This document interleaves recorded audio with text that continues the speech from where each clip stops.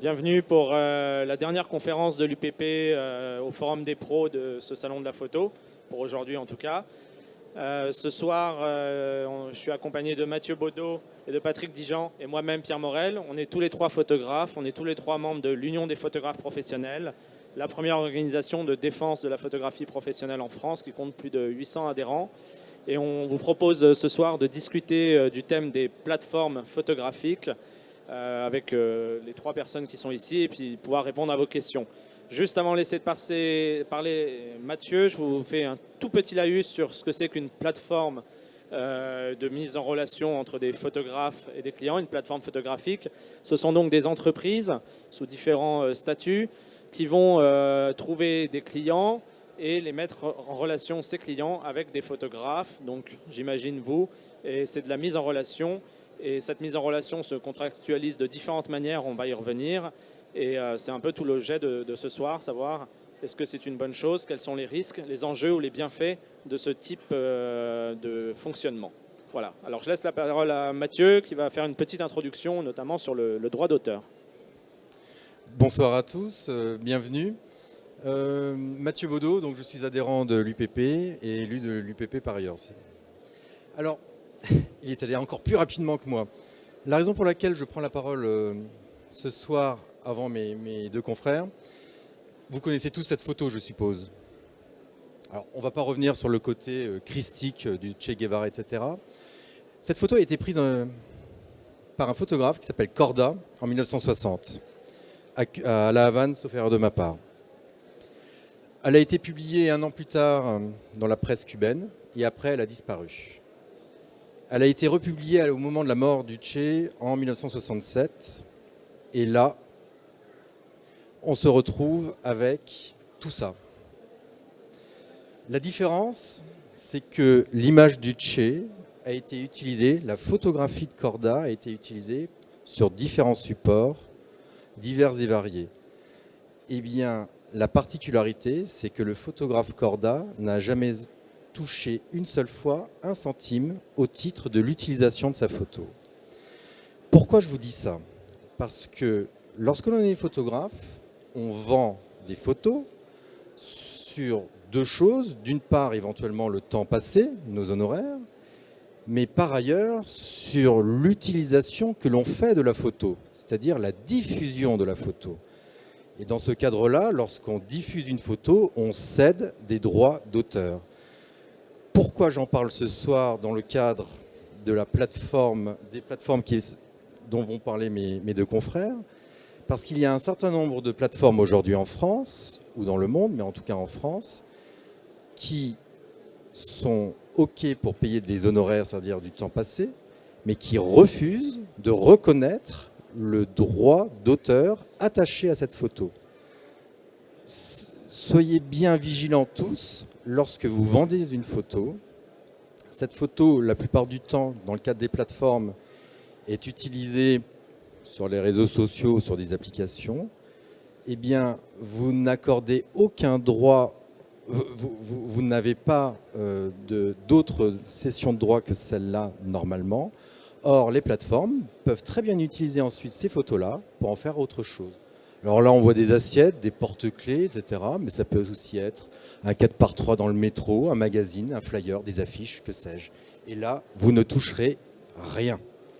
Donc, soyez vigilants auprès des plateformes. Soyez vigilants de manière générale avec vos clients lorsque vous vendez des photos. Il y a des droits d'auteur qui sont attachés à ça. Corda en est un bon exemple. Super, merci Mathieu pour cette introduction. Alors, je vais continuer dans la définition de ce que c'est qu'une plateforme et pouvoir un peu poser quelques termes généraux du débat. D'abord, est-ce qu'il y a des photographes ici, si vous professionnels ou en aspiration, pour savoir un peu l'audience, d'accord? Est-ce qu'il y en a qui travaillent avec des intermédiaires, qui ont une agence, une plateforme, etc. parmi vous? Moi, je travaille avec un intermédiaire, par exemple. Donc je demande ça parce qu'effectivement le métier de photographe professionnel dans toutes ses diversités, qui va du photographe de studio au photojournaliste en passant par le photographe artistique, il lui arrive régulièrement d'avoir des intermédiaires qui le mettent en relation et qui l'aident à entrer en contact avec des clients, des donneurs d'ordre, des galeries, des entreprises, etc. Donc l'idée d'avoir des intermédiaires entre vous et un client, un donneur d'ordre, un financier, un organisme de subvention, c'est quelque chose qui est courant dans le métier de la photographie, qui existe depuis quasiment l'invention de la photographie, et ça correspond au marché. Il y a des grandes agences, notamment, moi je viens du milieu de la presse, comme l'agence France Presse, comme à une époque l'agence Gamma ou l'agence Magnum, qui sont finalement des intermédiaires qui font le lien entre des photographes et un besoin de clients. Donc ça, c'est la première chose à se dire, c'est qu'aujourd'hui, des plateformes dont on entend beaucoup parler, dont on va parler, elles ne réinventent pas grand-chose puisqu'elles arrivent déjà dans un marché où, oui, il y avait de l'intermédiation déjà. Il y a aussi des photographes, bien entendu, qui vont directement faire leurs liens avec les clients et avec les donneurs d'ordre. Donc quand il y a de l'intermédiation, il y a forcément une captation de la valeur, où il y a des services, généralement, qui sont proposés par l'intermédiaire. Moi, par exemple, j'ai un agent de photographe, donc c'est quelqu'un, une sorte de commercial qui va me représenter et qui va prendre une commission qui est définie entre nous sur les productions et il va m'apporter comme ça un travail, sachant que moi je lui donne mon prix journée et puis lui il va rajouter sa commission par-dessus et il va se trouver à démarcher des clients. Alors ce qui change un peu ces dernières années, c'est que historiquement la plupart des agences ou des groupements comme ça qui faisaient intermédiaire entre nous et des clients, c'était soit géré par les photographes eux-mêmes, soit par des investisseurs ou des entrepreneurs qui restaient sur des petites unités, c'est-à-dire des petites entreprises en lien direct avec les photographes, qui n'étaient pas dans une logique forcément de volume ou d'expansion internationale. Donc on était quand même dans une économie avec des gens qui connaissaient le métier, qui avaient tout intérêt à ne pas la déréguler, à garder une certaine valeur par rapport au marché sur lequel ils étaient. Donc ça, c'était avant, et puis avec des modèles aussi coopératifs, comme l'agence Magnum, par exemple, qui est un intermédiaire, elle est gérée par ses photographes, ils embauchent des salariés, mais ils contrôlent ensemble la direction de cet intermédiaire, de cette plateforme. Alors depuis une vingtaine d'années, on a assisté à l'éclosion de grandes entreprises, notamment des entreprises comme Getty Images ou Corbis, qui ont racheté énormément de fonds photos d'anciennes agences et qui permettent ensuite d'avoir des logiques de volume, c'est-à-dire avec énormément d'images qui mettent ensuite à disposition de clients à travers le monde. Donc ce sont des sociétés avec beaucoup plus de moyens. Et dans les années 2000, on a eu une société ou plusieurs qui nous ont fait très peur aux photographes professionnels, ce qu'on a appelé les microstocks. Ce sont des sociétés comme Photolia, Shutterstock, et qui faisaient un peu peur parce qu'elles vendaient des photos à 1 ou 2 euros dans une logique de volume en étant fournies. Le fonds photo de ces agences était fourni par des photographes dans le monde entier qui fournissaient des photos à très bas coût et qui se rémunéraient en espérant faire une logique de volume, donc à vendre 20 000 fois une photo à 1 euro en fait. Et c'est vrai qu'il y avait quelques success stories de quelques photographes parmi des milliers qui arrivaient à atteindre des chiffres d'affaires assez mirobolants et ce qui permettait à ces plateformes comme Photolia ou Shutterstock de se valoriser et d'être assez contentes du modèle qu'elles proposaient, mais qui était à l'encontre du modèle que nous on défend de photographe-auteur payé justement pour son travail. Donc finalement l'histoire qu'on a aujourd'hui avec des plateformes qui défraient un peu la chronique, elle n'est pas si nouvelle. C'est un renouvellement de quelque chose qui existe depuis déjà plusieurs années. Donc ça c'est pour poser un peu le terme de débat. Ce qui change aujourd'hui, c'est qu'il y a des outils technologiques très pratiques qui permettent de créer des bases de données de photographes, qui permettent d'automatiser certains processus comme la commande, comme la retouche, etc.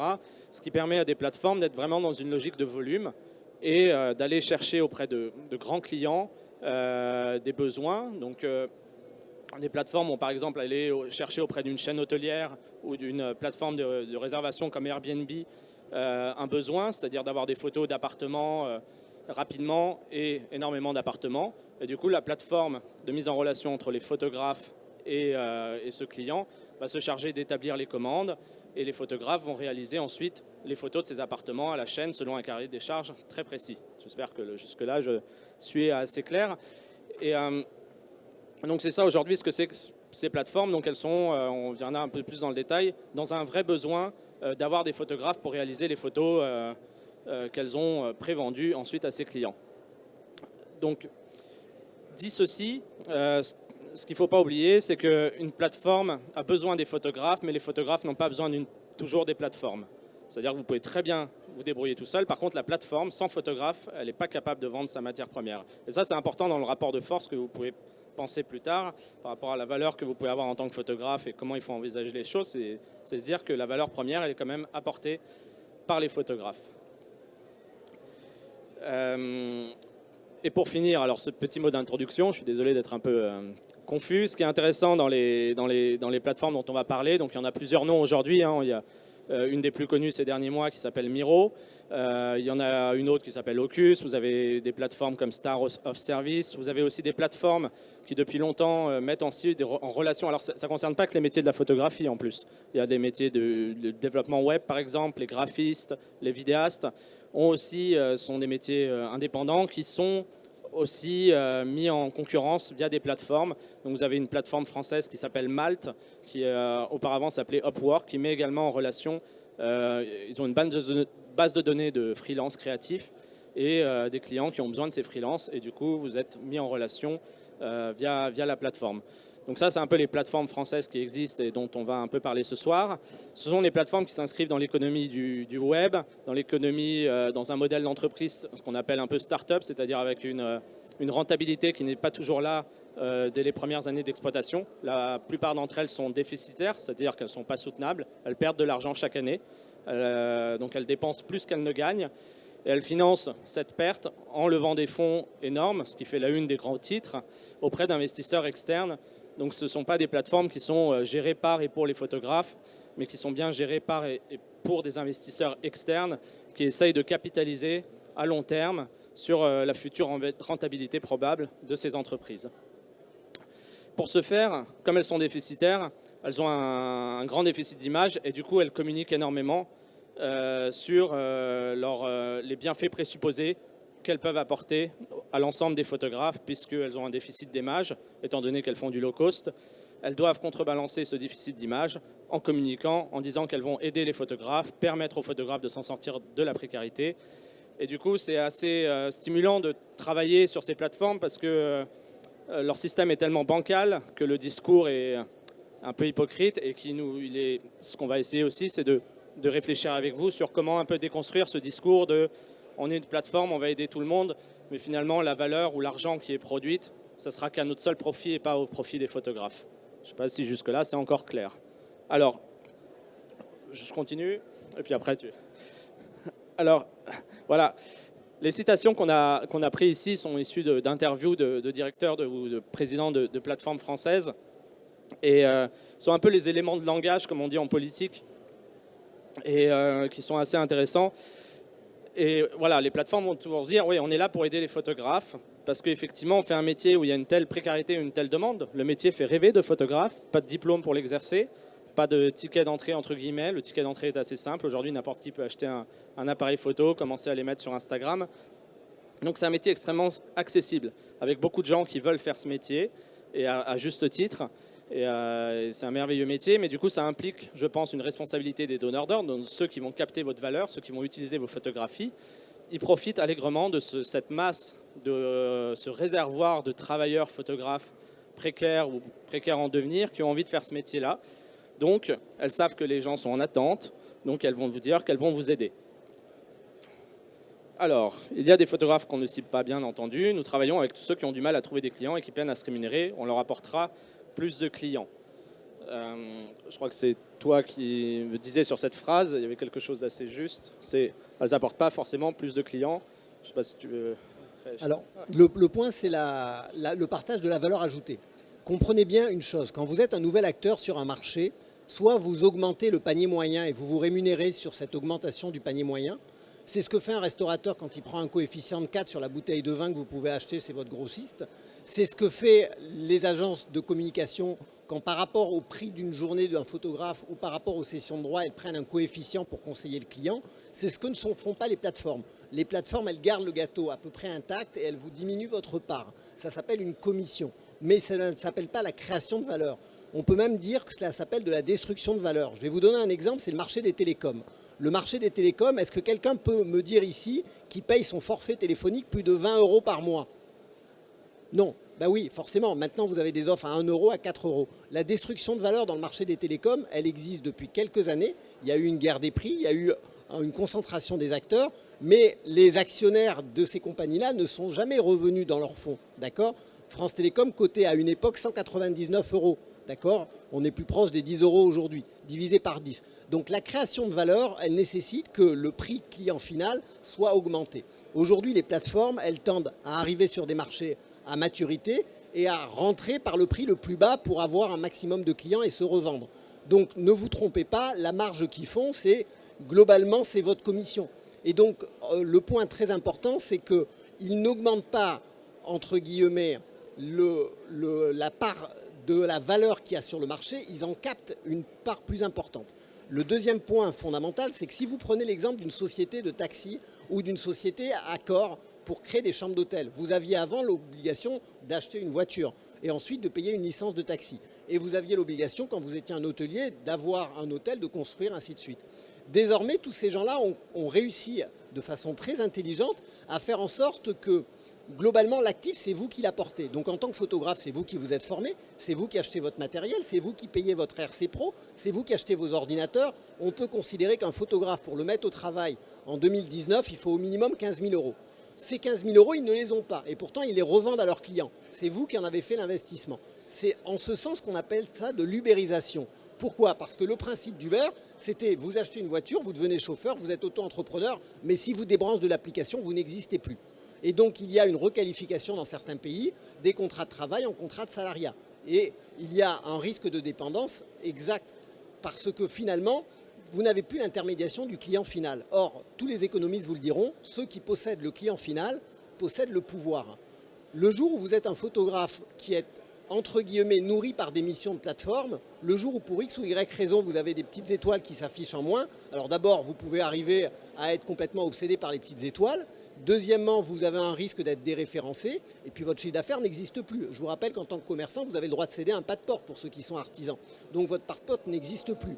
En fait, vous ne vendez plus que votre force de travail. Vous êtes une armée de réserve du prolétariat. Marc l'avait très bien dit avant nous. Et les plateformes utilisent une armée de réserve du prolétariat que sont les jeunes étudiants en photographie, les jeunes micro-entrepreneurs et surtout pas les auteurs qui ont un peu de bouteille, qui savent calculer un coût de revient et qui savent que le prix marché, quand il y a destruction de la valeur, on ne recrée plus jamais de la valeur. Dans les télécoms, la valeur, elle est partie. Vous entendez les grandes compagnies, elles disent mais pourquoi la valeur est partie chez les gens qui utilisent les contenants, qui fournissent les contenants, alors que c'est nos tuyaux, c'est nous qui avons investi dans les 5G, c'est nous qui avons investi dans les antennes, c'est nous qui avons les centres de R&D, eux fournissent du contenu, c'est eux qui captent la valeur. C'est la guerre entre les GAFA et les opérateurs de télécom. Cette guerre-là, elle se produit entre vous, photographes, qui êtes fournisseurs de contenu, de communication, et ces plateformes qui vendent ces contenus à un prix qui est le prix du marché, mais en vous prélevant des commissions qui potentiellement vous maintiennent juste la tête suffisamment hors de l'eau pour que vous puissiez renouveler votre capacité de travail, mais qui ne feront jamais de vous des entrepreneurs, c'est-à-dire jamais en capacité de gérer votre agenda, jamais en capacité de poser vos vacances parce que vous serez traumatisé à l'idée que les missions vont partir ailleurs, et jamais en capacité de créer du récurrent, c'est-à-dire d'avoir un client qui un jour va grossir, et qui vous amènera, entre guillemets, de nouveaux contrats. Là, vous avez à chaque fois une nouvelle mission. Alors, c'est très excitant au départ, mais dites-vous bien que vous êtes remplaçable ad vitam aeternam et que globalement, au demeurant, ils font en sorte de pouvoir vous maintenir dans un état où ils ont affaire à beaucoup de photographes pour éviter un risque de requalification des contrats de travail avec un taux efficient de dépendance trop élevé. Et donc, toutes ces plateformes ont des règles qui font, avec des algorithmes, qu'au-delà de 1 000, 1 500 euros par mois, ils passent le contrat à quelqu'un d'autre pour éviter le risque que votre contrat, entre guillemets, soit jugé comme un contrat de travail. Puisque si vous avez un seul client, en France, ça s'appelle, entre guillemets, potentiellement un risque de rapport de force inversé. Et donc, vous avez un risque de requalification en CDI. D'accord ? Donc, gardez bien à l'esprit, la création de valeur, elle est à votre détriment. Le prix marché, lui, il s'effondre. Et pour reconstruire de la valeur derrière, vous aurez du mal à... Le même client à qui vous avez habitué à un prix rond de 89 euros, demain, ce client va aussi acheter des mariages parce que c'est une personne physique. Donc, il aura déjà ce prix en tête. Et donc, en communiquant un prix marché aussi bas, on aura tous du mal dans la profession à remonter le prix marché. Je crois que c'est super clair, Patrick. Merci beaucoup. Je continue. Voilà, ça, c'est les petites citations. Et c'est vrai que, par exemple, Patrick a parlé de l'investissement nécessaire et de toutes les charges que vous avez en tant que photographe. Et c'est vrai que Ce qui est un peu malhonnête dans la présentation de certains apporteurs d'affaires en plateforme, c'est par exemple vous parlez d'un chiffre d'affaires ou de revenus potentiels. À chaque fois, les plateformes parlent finalement d'un chiffre d'affaires qui vous est promis, donc en fait de rentrée d'argent que vous avez, mais ne parlent pas vraiment en termes de revenus, c'est-à-dire une fois déduites toutes les charges que vous avez à avoir en tant que photographe et tout le risque lié à votre investissement matériel, à la comptabilité, au temps de transport, etc. Tous ces chiffres-là ne sont pas pris en charge. Donc quand vous voyez, c'est la même chose pour les livreurs de repas ou les chauffeurs Uber, quand vous voyez une plateforme qui vous annonce 1 500 € par mois, c'est peut-être que vous allez pouvoir facturer 1 500 € par mois, mais il faut raconter une activité de photographe, c'est entre 30 et 60% de dépenses à laquelle il faut souscrire, sur lesquelles vous devez soustraire la valeur. Donc votre bénéfice, en fait, il va être de 500, 600, 700 € par mois de salaire, et encore je suis assez gentil, donc c'est très peu. Donc faire attention à cette malhonnêteté de présenter quand les choses sont présentées ainsi.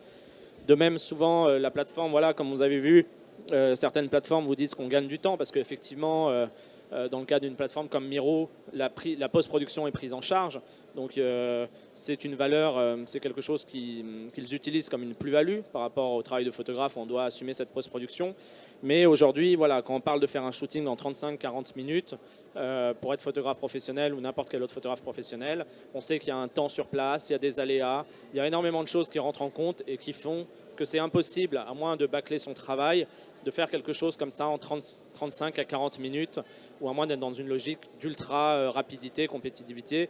Et on est très loin du métier de photographe tel qu'on l'entend. Voilà. Alors, je continue. On va passer au tableau que Patrick a préparé pour vous donner aussi quelques précisions sur le modèle des plateformes. Alors, voilà, on a essayé d'être très objectif. Dans le monde du business, on a l'habitude de faire ce qu'on appelle une matrice SWOT, avantages, forces, faiblesses, opportunités et menaces. Je veux bien que tu le laisses ouvert parce que du coup, comme ça. Donc, on va regarder vis-à-vis d'un photographe, quand vous vous mettez dans la situation d'un photographe, quelle est la raison d'aller vers une plateforme? Et il y en a des raisons, et elles ont leur valeur ajoutée sur le marché. Il faut juste qu'elles respectent, entre guillemets, la loi et qu'elles créent de la valeur. Donc le premier, c'est l'apport d'une clientèle additionnelle et qualifiée. Évidemment, ils vous permettent de ne pas prospecter vous-même une clientèle. C'est tout à fait exact. C'est énormément de temps dans le travail d'un photographe de trouver un client. La seule différence qu'ils omettent de dire, c'est que le client, il reste leur propriété. Donc globalement, vous, quand vous avez galéré pour avoir un client, si vous faites bien votre travail, vous avez une chance que ce client, vous l'ayez à vie. Donc vous avez de la récurrence. Là, la récurrence, elle s'arrête le jour où vous avez facturé. Globalement, la mission du même client le lendemain, elle peut passer à un autre photographe, vous pouvez déménager, il passera. Voilà.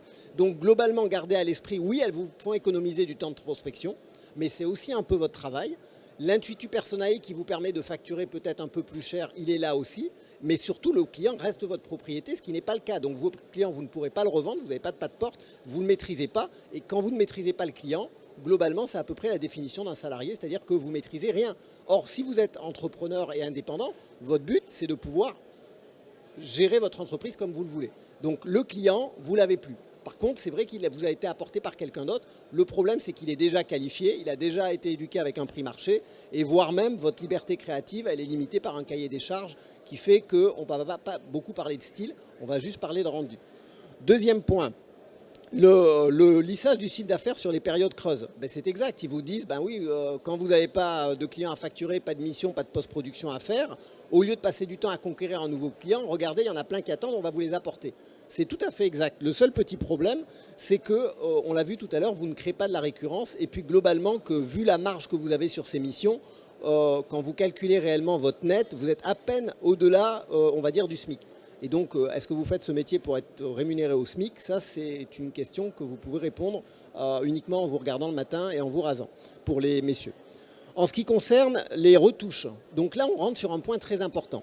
Le point, c'est les retouches. Ça n'a jamais passionné des photographes de métier. Photographier, ça veut dire écrire avec la lumière, ça ne veut pas dire écrire avec un ordinateur. Et donc, il y a toute une tranche de photographes issus de l'argentique comme moi qui considèrent que tout se fait à la prise de vue et pas forcément en post-production. Je vous rappelle que c'est la raison pour laquelle un retoucheur n'a pas de droit d'auteur en France, d'accord? Un photographe, oui. Pourquoi? Parce que c'est une œuvre de l'esprit. Et donc, quand vous ne travaillez plus qu'à ne même pas vous occuper des retouches, vous ne vous occupez plus du style derrière de ce qui est produit, donc vous perdez votre style, vous devenez un opérateur taylorisé, et donc vous devenez, dans leur jargon, en fait, non plus une œuvre de l'esprit, mais une prestation, et dans ce cas-là, il n'y a pas de droit d'auteur. Fort bien. S'il n'y a pas de droit d'auteur, il n'y a pas de proportionnalité par rapport à la diffusion. Et donc, vous avez une source de revenus qui s'efface et une exception culturelle française qui disparaît. C'est là le principal point d'achoppement que nous avons, car à force de tailoriser l'ensemble, on va se retrouver dans quelque chose de très simple. À partir du moment où vous allez voir un généraliste que vous payez à Paris entre 25 et 40 euros pour avoir une auscultation de 3 minutes, mais avec une personne qui est capable de détecter votre cancer, donc de vous sauver la vie, vous payez ses 7 ans de médecine, son investissement intellectuel, sa formation continue. Quand vous contractez un photographe, quand vous êtes une entreprise, vous payez sa capacité à avoir un regard sur le monde. Quand vous êtes une plateforme et que vous dites que ce regard se concrétise par un brief de création qui consiste à prendre tel objectif à telle hauteur pour faire du foot, de la culinaire, de l'architecture, effectivement, du point de vue d'une plateforme, il n'y a plus d'œuvre de l'esprit. S'il n'y a plus d'œuvre de l'esprit, il n'y a plus de droit d'auteur, donc il n'y a plus de récurrence et de proportionnalité. Faites vos jeux, mesdames et messieurs, a priori, vous êtes perdants. Et donc, les premiers qui rentrent dans ce système, ça s'appelle une chaîne de posis, vont servir à financer les autres, d'où l'armée de réserve du prolétariat. Donc, n'approvissionnez pas le métier, vendez-vous vous-même et gardez-vous des intermédiaires qui, au lieu de créer de la valeur, vont venir capter une valeur qui était auparavant chez vous. Alors certes, ils vont vous économiser de la retouche. Par contre, ce qu'ils ne disent pas, c'est que la retouche, la plupart du temps, elle se fait dans des pays à bas coût de main-d'œuvre. D'accord ? Et donc, ils participent aussi, globalement, en termes sociétal, à faire en sorte que des emplois disparaissent en France et soient faits, notamment la retouche à l'étranger. Tout le monde le sait, pour tous ceux qui sont dans l'industrie graphique, le prix d'un retoucheur en Inde, au Pakistan ou autre. D'accord ? Troisième point, le CA additionnel. Alors le CA additionnel, ça c'est absolument génial puisque c'est vrai que c'est des clients que vous n'aviez pas. Normalement, on a peu vu de gens venir vers une plateforme et lui faire l'apport de leur clientèle. Donc a priori, c'est des clients que vous prenez à quelqu'un d'autre. Alors soit ils génèrent des nouveaux clients, ce qui est vrai. Ils amènent toute une frange de population, par exemple des petits restaurants ou des propriétaires qui ne faisaient pas de photos immobilières. Donc ils ont créé de la valeur là-dessus. On leur reconnaît, c'est indéniable. Le vrai point, c'est que pour des clients corporate, ils prennent ces clients à d'autres photographes. Et donc, ils captent bien de la valeur et donc vous participez à ce système. Et vous êtes un jour dans la peau de l'autre photographe. Donc, à la fin, il n'y aura plus personne pour vous sauver. Dernier point, c'est le commissionnement. Oui, on parle de commissionnement, c'est-à-dire on parle de juste prix. Alors là, soyons très francs, nous, en tant qu'union des photographes professionnels, on est, on va dire, agnostique en la matière. C'est la loi du commerce et la liberté d'entreprendre. Le taux de commission, il est libre, c'est à vous de juger. Sachez qu'un agent, normalement, vous prend 30%. D'accord, et que c'est 30% de top-up, c'est-à-dire en plus de votre prix. Aujourd'hui, une plateforme vous prend beaucoup plus que 30% pour certaines, et c'est en moins du chiffre d'affaires qui, lui, a toujours été le même. Et donc, d'où la question de la création de la valeur. Alors maintenant, soyons très francs. Opportunité, menace. On a vu que ces plateformes avaient un mérite premier, c'est qu'elles élargissaient le marché à des gens qui auparavant ne faisaient pas appel à des photographes professionnels. Sincèrement, il ne faut pas leur enlever ce mérite d'évangéliser et d'augmenter, on va dire, le marché mondial de la photographie à des petits opérateurs. C'est vrai. On a vu avec Iver sur le portrait, on a vu aussi ce que ça devient. Deuxièmement, vous avez quand même un risque pour vous, c'est le risque de baisse du prix moyen, parce que le prix moyen de la photographie, vous avez Harcourt pour un portrait aux environs de 800-900 euros et vous avez le photomaton à 15 euros. D'ailleurs, vous avez même maintenant le photomaton Harcourt à 15 euros. Donc c'est assez intéressant. Il faudrait leur poser la question de savoir comment ils vivent avec les deux, mais ça s'adresse bien à deux clientèles de marché différentes. Donc gardez aussi à l'esprit que c'est à vous de faire les calculs de combien vous rapporte en taux horaire réellement une collaboration avec une plateforme. Et là où ça devient franchement important, c'est la question de l'atteinte systémique aux droits d'auteur. Posez-vous une question. Pourquoi ces plateformes ne souhaitent travailler qu'avec des auto-entrepreneurs et non pas des auteurs ? Simplement parce que ce sont les chevals de Troie des anglo-saxons, avec leur système de copyright, qui visent globalement à faire en sorte que vous ayez des images libres de droit, que vous soyez payé pour votre force de travail et non plus pour votre capacité créatrice. Et ce n'est pas nous qui allons ici abandonner en race campagne le combat fait par nos aînés depuis 30 ans sur l'exception culturelle française. Le débat, il est là, il est aussi simple que ça. Il ne se réduit qu'à cela, l'exception culturelle française. Ces plateformes vous disent qu'elles ont besoin de détricoter le droit d'auteur pour complaire à leurs clients anglo-saxons. Fort bien, à vous d'adhérer ou de vous y opposer. Nous, personnellement, au sein de l'UPP, on n'adhère pas. Là où on va pouvoir se retrouver avec ces plateformes, c'est sur la question de la rentabilité. Car on l'a vu, aucune de ces plateformes n'est rentable. Elles brûlent du cash. Et croyez-moi, à ce prix marché, elles continueront de brûler du cash longtemps et les investisseurs se délaisseront à un moment donné ces plateformes parce que tout ce que veut un investisseur à un moment donné, c'est un retour sur investissement. Or, on l'a vu, il faudra 5 fois plus d'efforts pour remonter un prix marché. Et quand le prix marché il sera à 59 € ou 89 €, croyez-moi, personne ne gagnera sa vie. L'armée de réserve de prolétariat des photographes qui sortent d'école, je vous rappelle que le prix d'une école de photo, en dehors de celles qui sont gratuites parce que de l'éducation nationale, c'est 9 000 € par an. Donc avant de rentabiliser les 3 ans à 9 000 €, vos 15 000 € d'investissement en faisant des missions à 59 €, faites le calcul, c'est comme de signer une condamnation à la prison à peu près à perpétuité sur 15 ou 20 ans. Donc ce point est assez important pour éveiller les consciences. Et le dernier point sur lequel on souhaitait insister, c'est que je vais vous poser une question simple. Quel est dans le monde le premier investisseur sur les voitures sans pilote, sans conducteur? Vous avez une réponse? Uber. Et pourquoi? Parce que Uber, il a le client final. Si en plus il peut se passer d'avoir le chauffeur qui vient l'emmerder, qui fait des grèves ou autre, il a directement intérêt à avoir une voiture sans pilote. Il facturera, il aura des investisseurs pour acheter les voitures et il se passera des conducteurs. Je vous rappelle que vous avez tous dans votre poche un portable, que sur certains portables Huawei, vous avez une touche avec photographie Rembrandt, vous avez des capacités extraordinaires de l'intelligence artificielle pour faire des détourages tout simples. Vos enfants manipulent Photoshop mieux que certains de leurs parents. Et donc globalement, si on continue demain la logique de la courbe de la technologie qui va se croiser avec la courbe de la rentabilité, la photographie sans droit d'auteur pourra être faite directement par les clients au moyen d'un portable équipé d'objectifs grand angle et le photographe aura simplement sa place au musée des métiers qui ont disparu. Rappelez-vous Kodak, est-ce que vous avez envie d'être kodakisé? D'accord, c'est exactement ce dont il est question aujourd'hui. Donc vous ne pourrez pas dire demain que vous n'avez pas été averti. Ces plateformes, elles ont un intérêt évident. Elles mettent en relation la partie photographe avec les clients qui sont durs à trouver. La seule différence, c'est que les clients, ce sont des clients d'autres photographes, que le prix n'est pas celui qui permet de nourrir suffisamment un photographe pour pouvoir vivre décemment de son activité. Et donc, nous, en tant qu'UPP, nous avions le devoir de vous informer, on va dire, des risques, avantages de ces systèmes pour ne pas que les plus précaires d'entre vous pensent faire une bonne affaire et au final se retrouvent, on va dire, dans une victoire à la Pyrrhus, où à la fin, il n'y aura simplement plus que des clients et des plateformes. Super, merci Patrick. Avant de passer aux questions, moi la première question en entendant ça, je me dis que faire en tant que photographe? Alors les plateformes aujourd'hui n'ont pas le privilège d'être les plus malhonnêtes dans ce métier. Il y a eu plein de gens malhonnêtes avant, il y en aura encore après. Mais il y a aussi plein de gens honnêtes et plein de gens qui ont envie de faire des choses honnêtement. Et c'est pas un mal des fois de trouver un intermédiaire et de se regrouper. Moi je viens du photojournalisme et dans le photojournalisme il y a toujours eu un regroupement, beaucoup des photographes dans des collectifs, dans des agences. Et il y a des modèles de collectifs d'agences et finalement de plateformes qui permettent d'avoir quelque chose de solidaire et de soutenable.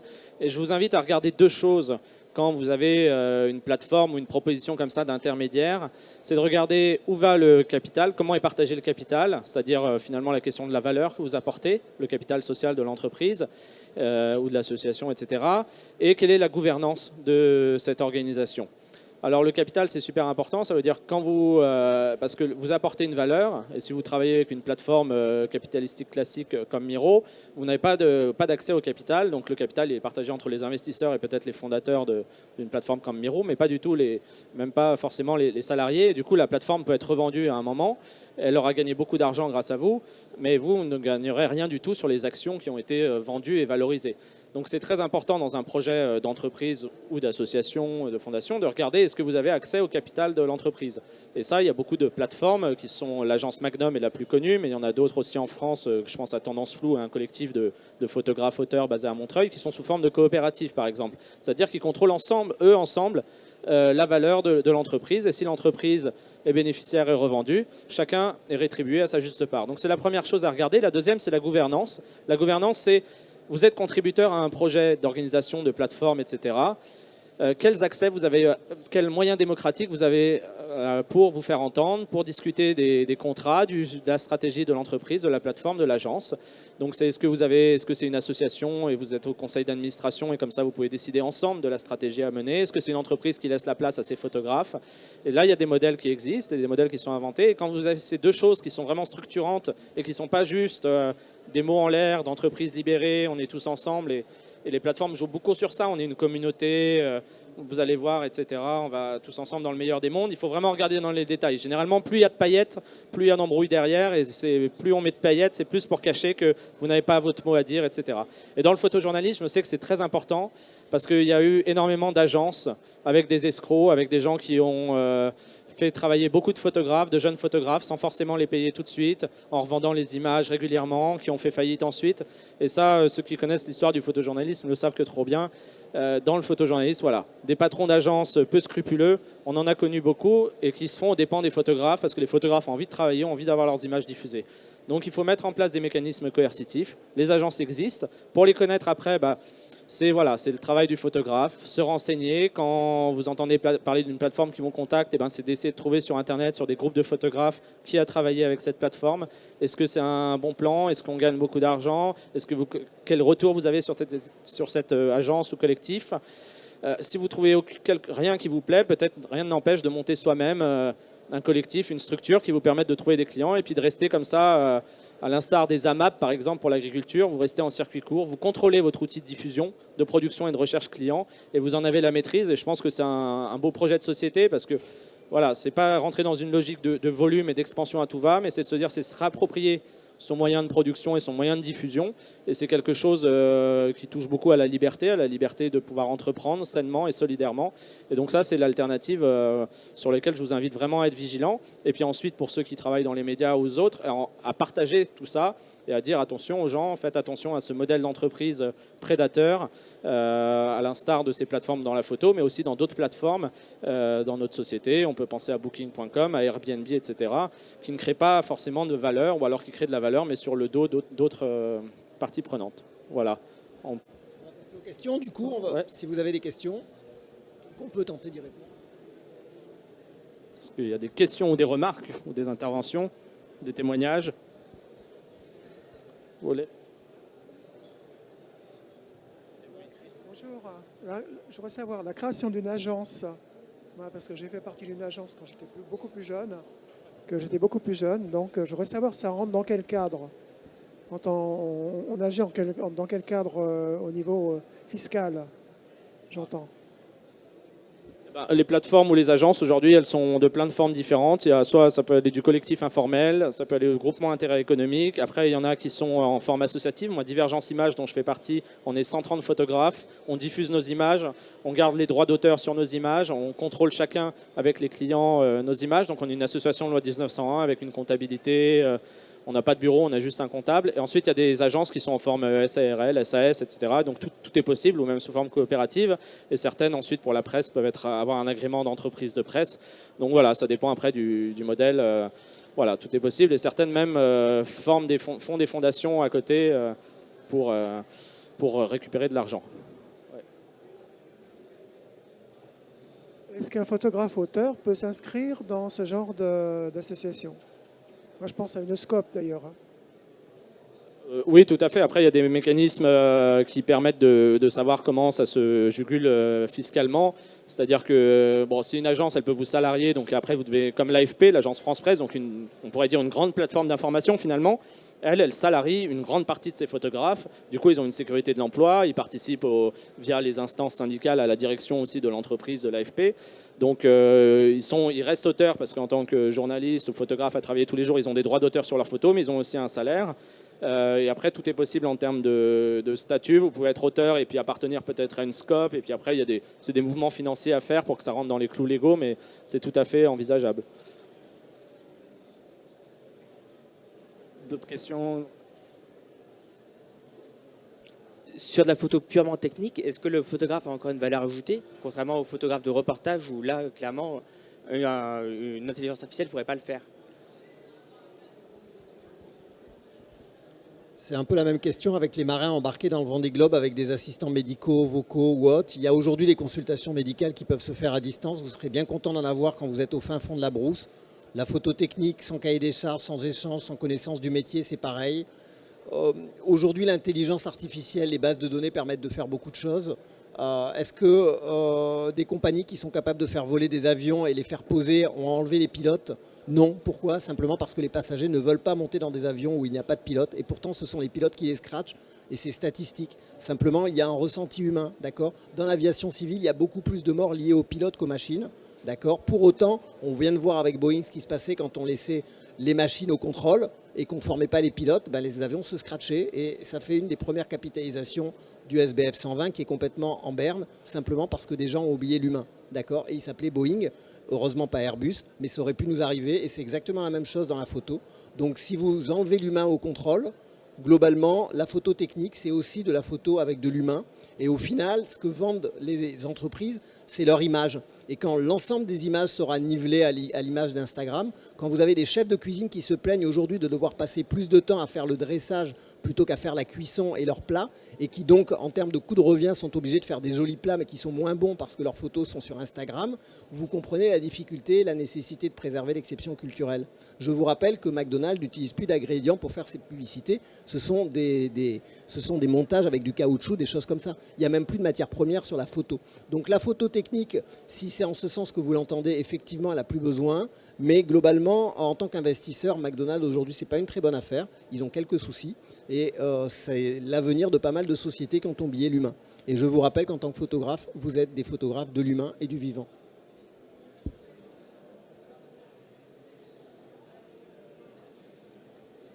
Il y a des questions, des remarques encore?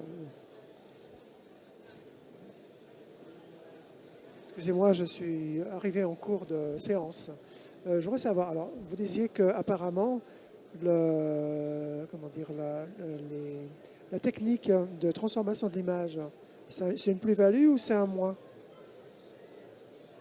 Parce que quand vous faites une photo, quand vous êtes photographe créateur, vous travaillez sur mes photos. Moi, je fais de l'HDR, par exemple, donc je travaille sur mes photos. Je vais vous faire une réponse philosophique. La technologie est par nature agnostique. L'atome a produit la bombe atomique et a produit les IRM. D'accord. Donc globalement, il n'y a que l'humain derrière. Donc c'est forcément un plus, et de toute façon, c'est inévitable. Au niveau de la valeur c'est toujours un plus. La question, c'est de savoir qu'est-ce qu'on en fait derrière et comment on le market derrière. Mais la technologie est toujours un plus. Voilà. Au niveau des actions, parce que c'est vrai que cette conférence, elle vient, alors on vous a fait circuler à certains un communiqué à l'Union des photographes professionnels en lien avec la SAIF, la Société des auteurs d'images fixes, qui est une société de gestion de droits d'auteur. On a fait un courrier au ministère à propos notamment de la plateforme Miro. Donc vous pouvez trouver le détail du communiqué à notre stand qui est à droite pour demander des éclaircissements quant au respect de la législation sur le droit d'auteur de cette plateforme, et aussi s'étonner que ce genre de modèle d'entreprise en hyper-croissance et qui ne crée pas forcément d'emploi ou de valeur du côté des photographes soit aussi autant encouragé par les pouvoirs publics. Et c'est vrai que c'était une interrogation dont on a fait part au ministère. Donc ça, c'est une des missions de l'UPP, d'alerte et de réflexion sur ce modèle d'entreprise pour aussi, voilà, par rapport à ce qui est proposé. En fait, globalement, on s'inscrivait dans la tendance du greenwashing.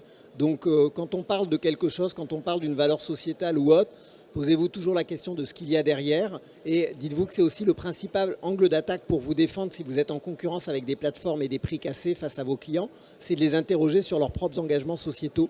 Et seraient-ils vraiment si fiers qu'ils le mettraient dans leur rapport annuel, à savoir qu'ils vont employer des retoucheurs en Inde, et à savoir que globalement, les métiers sur lesquels ils opèrent sont de plus en plus précarisés et destructeurs, on va dire, de valeur.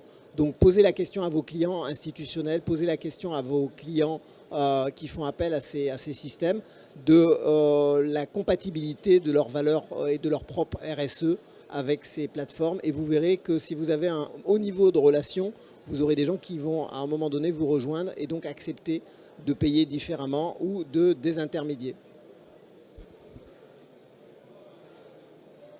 Bon, je pense que tout a été dit pour l'instant, et puis à bientôt pour la suite. Merci à vous, et puis belle suite.